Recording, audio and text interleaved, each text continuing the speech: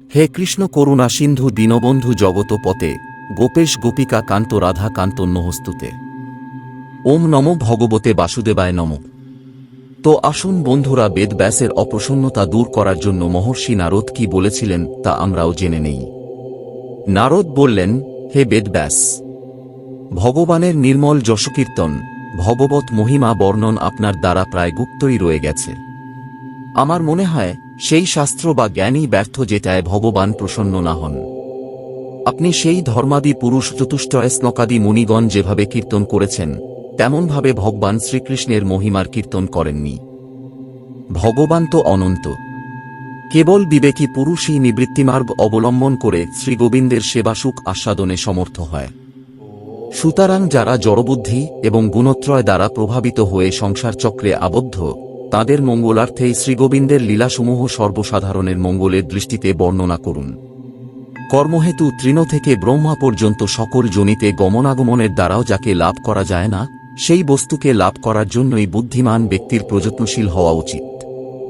দুঃখ যেমন পূর্বজন্মের কর্মবশত নিজের থেকেই আসে, সাংসারিক বিষয়সুখও তেমনি অচিন্ত্যগতি কালের প্রভাবে বিনা চেষ্টাতেই নিজের থেকে আপনা আপনি আসে।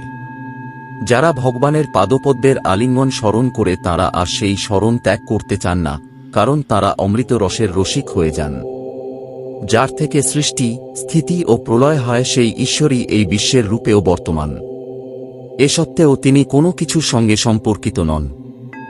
এই কথা আপনি জানেন, তবুও আপনাকে একটু মনে করিয়ে দিলাম।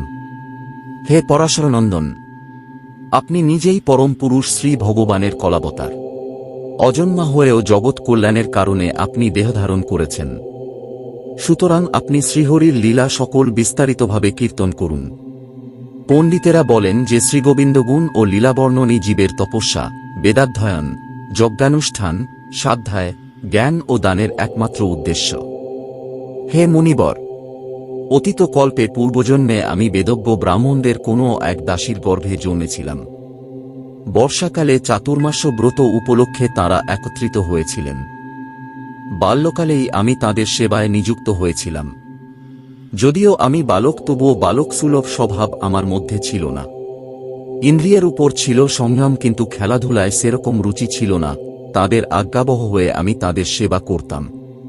আমি কথাও খুব কম বলতাম। আমার এই স্বভাব দেখে সমদর্শী মুনিগণ আমাকে অত্যন্ত অনুগ্রহ করেছিলেন। তাদের আজ্ঞানুসারে তাদের ভিক্ষা পাত্রলগ্ন প্রসাদ আমি দিনে একবার ভোজন করতাম। সেই উচ্ছিষ্ট ভোজনের ফলে আমার সমস্ত পাপ ধুয়ে মুছে গেল। এইভাবে তাদের সেবা করতে করতে আমার চিত্তশুদ্ধি হয়ে গেল এবং তারা যেমন ভজন পূজন করতেন, আমারও তাতে রুচি জন্মাল। হে মুনিবর, সৎসঙ্গের সেই লীলা গানরত মহাত্মাদের অনুগ্রহে প্রতিদিন শ্রীকৃষ্ণের মনোহর লীলা কথা শ্রবণ করতাম। শ্রদ্ধা সহকারে প্রতিটি কথা শ্রবণ করতে করতে ভগবানের প্রতি আমার অনুরাগ জন্মাল। এই অনুরাগের কারণে আমার চিত্তবৃত্তি শ্রী গোবিন্দনিষ্ঠ হয়ে গেল। সেই নিশ্চল বুদ্ধির প্রভাবে এই সম্পূর্ণ সৎ ও অসতরূপ জগৎকে নিজ পরমহংস্বরূপ আত্মাতে মায়াকল্পিত ভগবৎ শক্তির দ্বারা রচিত দেখতে লাগলাম। সেই দীনবৎসল মহাত্মাগণ যাওয়ার সময় আমাকে অত্যন্ত গোপনীয় জ্ঞান উপদেশ করেছিলেন। সেই উপদেশের ফলেই জগৎ নির্মাতা মায়াধীশ ভগবান শ্রীকৃষ্ণের কৃপাশক্তি বৈভব জানতে পারলাম, যার ফলে সেই পরমপদ লাভ হয়।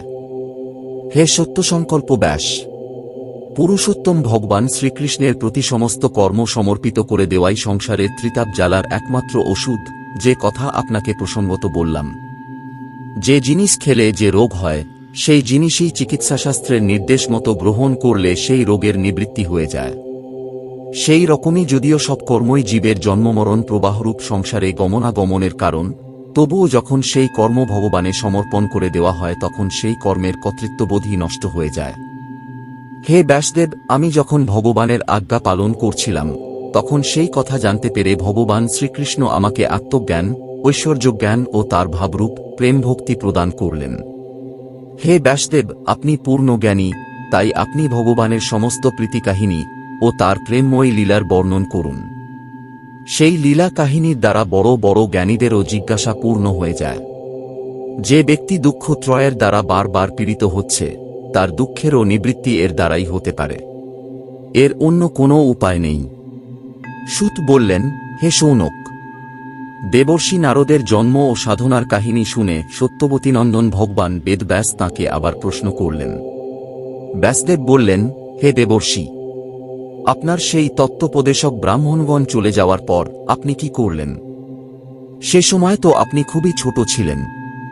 হে ব্রহ্মানন্দন, পরবর্তী জীবনে আপনি কিভাবে অতিবাহিত করেছিলেন এবং মৃত্যুকাল উপস্থিত হলে আপনি কিভাবে দেহত্যাগ করলেন? হে মনীষোত্তম, কাল তো সবকিছুই নষ্ট করে দেয়, কিন্তু সেই কাল আপনার এই পূর্বজন্মের স্মৃতি নষ্ট করতে পারেনি কেন? তো আসুন বন্ধুরা, বেদব্যাসের সকল প্রশ্নের উত্তরে নারদমুনি কি বলেছিলেন তা জানতে পরবর্তী ভিডিওতে নজর রাখি।